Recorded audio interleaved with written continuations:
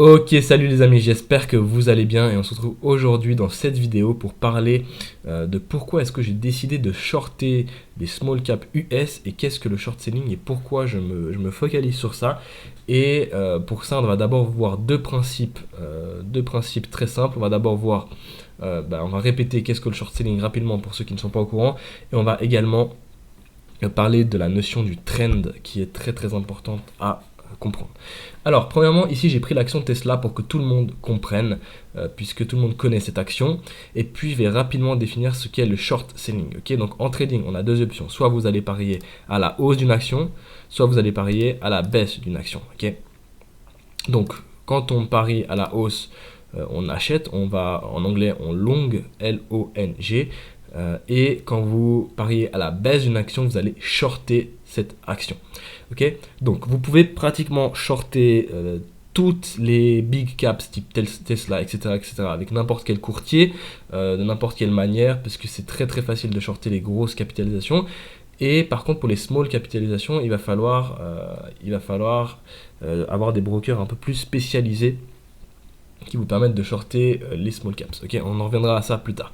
Maintenant que vous avez compris le principe de short et achat et short, ok, on va voir le principe du trend. Ok, donc qu'est-ce que le trend? Le trend, en fait, c'est tout simplement la direction que l'action prend. On peut voir que par exemple Tesla, depuis presque toujours, ok, depuis qu'elle a été lancée en bourse, que là j'ai un graphique d'un an, mais je pourrais encore aller chercher plus loin. Alors attendez, oui, un an, elle a toujours ce trend qui est haussier, ok, toujours l'action, ok, il y a eu des pullbacks, ce qu'on appelle des pullbacks, donc voilà, elle a monté, elle est redescendue, elle est repartie, elle est redescendue, elle est remontée, redescendue, remontée, mais en gros, le trend de l'action, sur vraiment un an, si on prend des graphiques encore plus gros, ok, si on prenait des graphiques mensuels, ça monte, et le trend est toujours haussier, ok. Donc peut-être qu'un jour, le trend va changer de direction, mais pour l'instant, le trend, comme vous le voyez ici, on est toujours vers la hausse, toujours vers la hausse, toujours vers la hausse, et c'est assez impressionnant la puissance de cette action. On pourra prendre le même exemple avec des actions type Apple. Ok, on a toujours un trend haussier à Amazon. Ok, on a toujours un trend haussier. On a quoi encore? On a Facebook.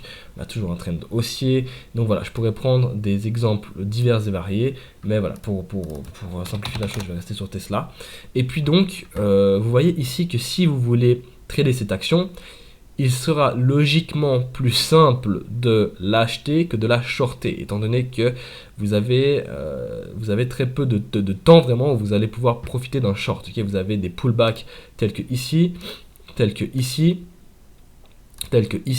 mais ces pullbacks sont assez durs à trouver en fait, parce que vous voyez que ce genre de pullback, ok, vous en avez un ici, et hop, directement c'est reparti à la hausse. Vous en avez un ici, hop, directement c'est reparti à la hausse.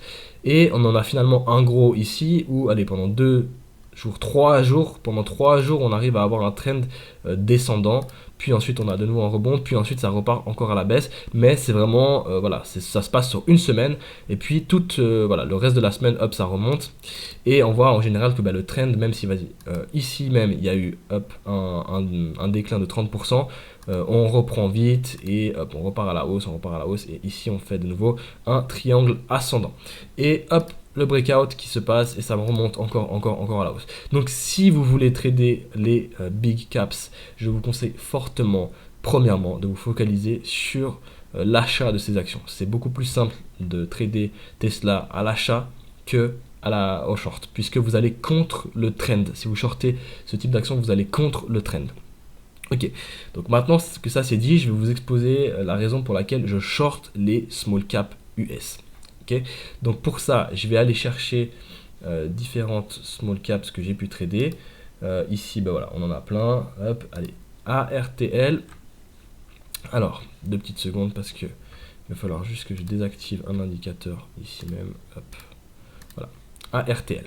Ok, ici on a une daily chart, donc une charte journalière d'une small cap US. Et ici, on remarque le trend, ok? Le trend est totalement différent. On a des jours d'explosion et le reste du temps, ça descend. Ok, je peux en prendre une autre. RMTI, ça descend. Works. On a eu une énorme explosion, et hop. Sinon, c'est toujours en bas, ça descend, ça descend, ça descend. TNXP, pareil. On a des explosions, ça redescend après. Haute, c'est pareil. On est là, ça descend. Voilà, je pourrais en prendre encore et encore. On voit qu'on a des explosions et ensuite on voit qu'on redescend. Alors, pourquoi j'adore ce genre de small caps? Eh bien parce que la volatilité est énorme. Ok, premièrement, en un jour, typiquement si je prends RTL, allez, je vais reprendre. Qu'est-ce qui était bien? Allez, TNXP.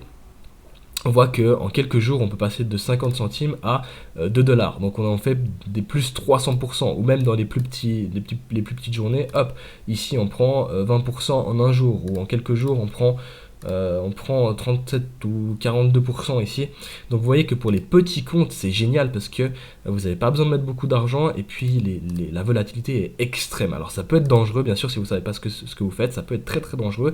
Mais en fait, vous voyez que le trend ici même est toujours descendant en général. Si je prends sur plus de temps, encore sur 5 ans, ça va être encore plus choquant. Vous voyez, sur 5 ans, les actions ne font que descendre, descendre, descendre, descendre, parce que en fait, tout ce que vous voyez ici, le prix n'a jamais été à 800, ça s'appelle des reverse splits. En fait, à chaque fois, l'action va remonter sa valeur en échangeant, en démultipliant ces actions qu'elle a en sa possession. Typiquement, une action qui valait en fait, quand l'action vaut par exemple 55 centimes aujourd'hui, et bien si elle fait un reverse split pour monter l'action par exemple à 5 dollars, c'est-à-dire que en fait, si vous avez 10 actions, vous allez en avoir plus qu'une.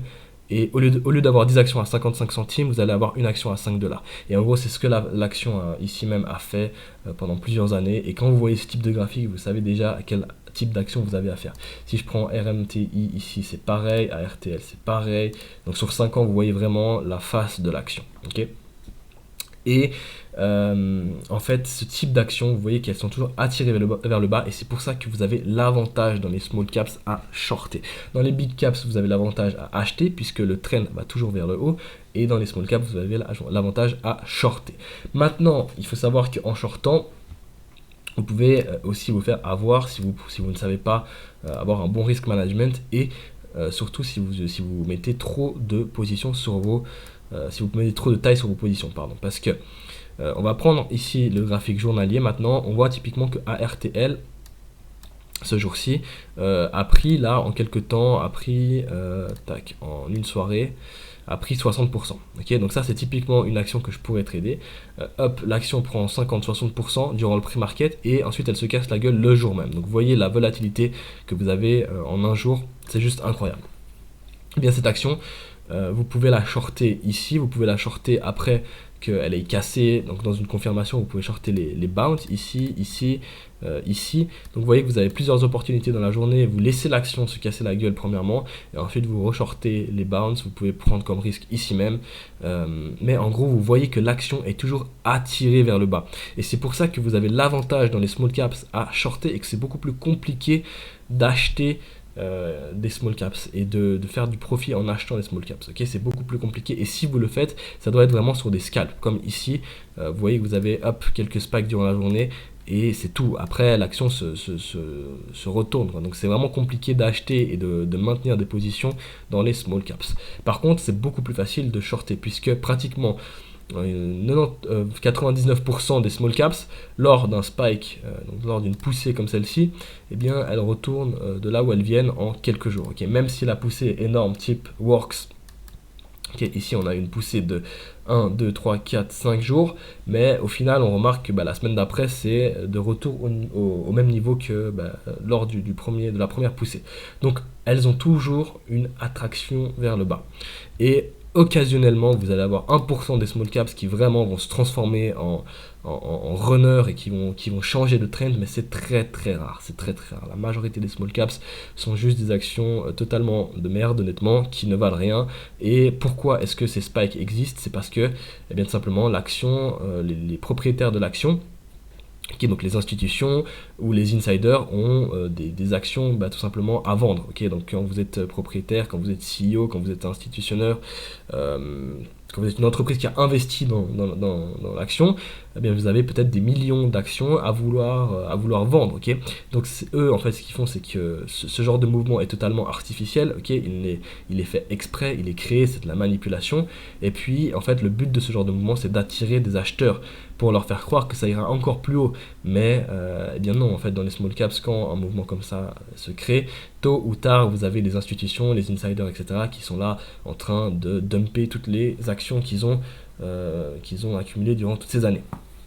Ok, donc voilà, là vous avez l'explication de pourquoi en fait il faut toujours suivre le trend et pourquoi donc moi j'ai choisi de shorter cette niche des small caps US parce que premièrement le trend va en ma faveur, deuxièmement la volatilité elle est juste incroyable, vous avez des mouvements, vous pouvez faire du 20, 30, 40% par jour si vous savez ce que vous faites, donc sur des petits comptes c'est excellent.